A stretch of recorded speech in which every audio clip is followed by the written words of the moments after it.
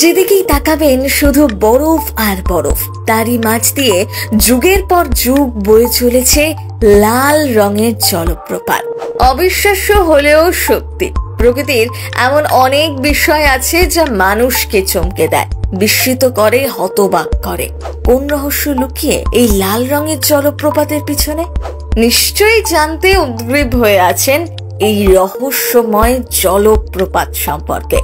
তাহলে আর দেরি না করে চলুন দেখে নিন আজকের প্রতিবেদন। আন্টার্কটিকার ম্যাকমার্ডো ড্রাই ভ্যালিতে টেইলর হিমবাহ ভেদ করে যুগের পর যুগ বয়ে চলেছে টকটকে লাল রঙের জলপ্রপাত।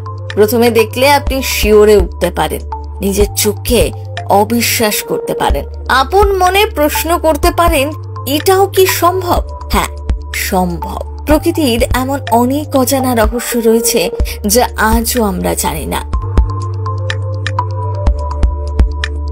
টেইলর হিমবাহ ভেদ করে বয়ে চলা লাল রঙের এই জলপ্রপাত আনুমানিক 20 লক্ষ বছর আগে সৃষ্টি হয়েছে। 1911 সালে কয়েকজন ব্রিটিশ অভিযাত্রী আন্টার্কটিকায় এই লাল রঙের জলপ্রপাতের সন্ধান পান। যতদূর জানা যায়, ব্রিটিশ বিজ্ঞানী অভিযাত্রী টমাস গ্রিফিথ টেইলর প্রথম বিষয়টিকে খেয়াল করেন। তার নামে হিমবাহটির নামকরণ করা হয় টেইলর হিমবাহ। টেইলর সহ শুরুর দিকে গবেষকরা ধরে নিয়েছিলেন এই লাল রঙের জন্য দায়ী কোনো শৈবাল বা শ্যাওলা, তবে পরে জানা যায় এই ধারণা ঠিক নয়। শুরু হয় বিভিন্ন জল্পনা কল্পনা, শুরু হয় গবেষণা।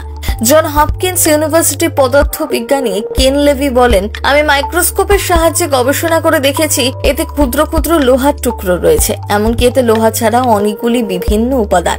এছাড়াও হিমবাহের নিচে রয়েছে আয়রন লবণ অর্থাৎ ফেরিক হাইড্রোক্সাইড, তাদের সঙ্গেই বসবাস করে অণুজীব। সেই সবকিছু বিক্রিয়ার কারণেই লাল রঙের জলপ্রপাত হচ্ছে।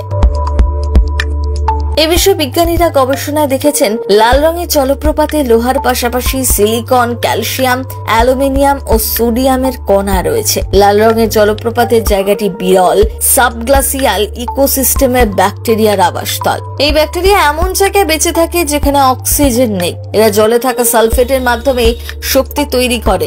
মানুষ যেভাবে খাদ্যকে শক্তিতে রূপান্তরিত করে, ঠিক সেভাবেই অক্সিজেন ব্যবহারের পরিবর্তে এই জীবাণুগুলি সালফেট ব্যবহার করে থাকে।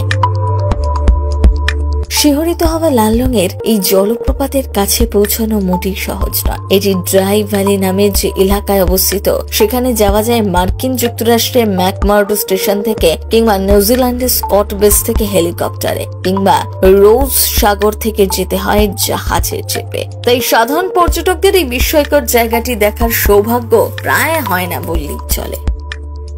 প্রথম কলকাতা ব্যুরো।